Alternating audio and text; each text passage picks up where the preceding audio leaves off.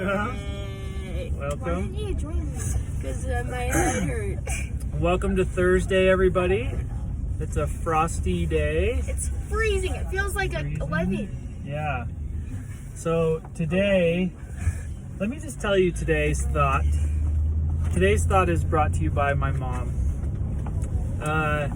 My mom gave me this thought a couple weeks ago, and I've been looking into it, thinking about it.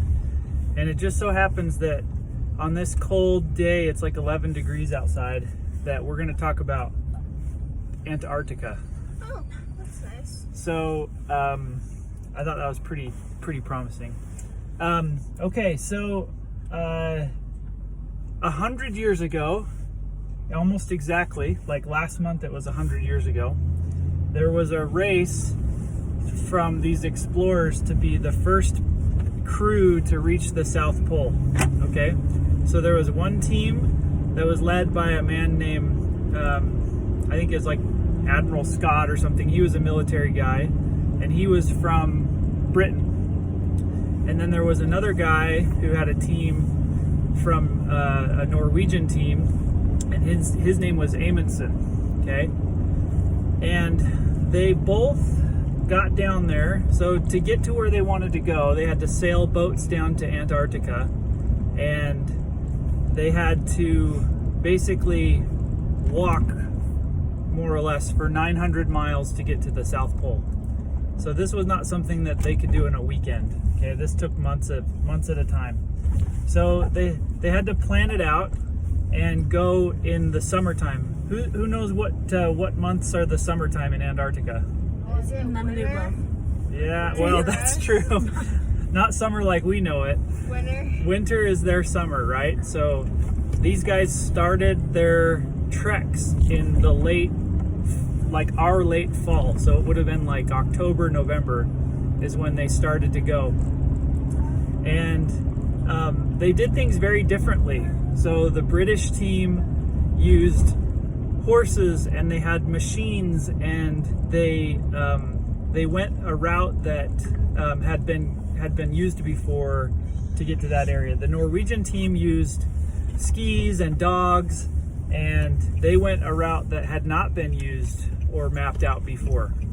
Okay, That's risky. so one of the other differences between the teams was the British team just they tried to map out the weather, but they just said, we're just going to go for it. They were really competitive. They knew that they were against each other, right? They were starting at the same time. So the British team just was like, we're just going to go. And it didn't matter the conditions. They just were like, we're going to try and make ground every day. And the Norwegian team took breaks. Okay, they kind of went with the weather and made little consistent efforts to go, but there were some days that they didn't move at all just because the weather was still bad. Okay, so I have a question. Who do you guys think won that race, or does anybody already know? Yeah. You think so? So you think the Norwegian team won? I think so. Yeah? Well, you guys are right. Woo! Okay, there's a lot of reasons. Okay, I think they were better prepared to be out there. They were using dogs and skis, which are great for snow. Horses, maybe not so much.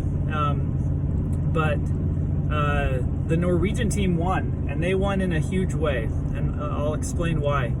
So they did go in a path that had not been done before, but they were prepared to do it.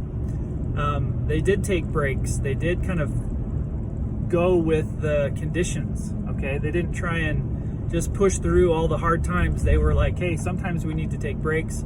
Sometimes we need to avoid, this hard weather and just wait for a better time. The Norwegian team beat the British by, I think it was 5 weeks. Okay, it was a pretty substantial thing, and the British didn't know that the Norwegians had beat them until they got there. Okay, so can you imagine? You've been in this snowy continent for weeks and weeks and weeks trying to get to the South Pole, and you get there, and what do you find?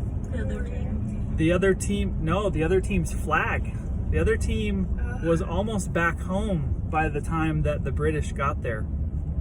So they get there and they see this this flag, and can you imagine how disappointed you'd be? Like, we've been hiking and walking and trying to get there for so long, and they knew that they had failed as soon as they arrived.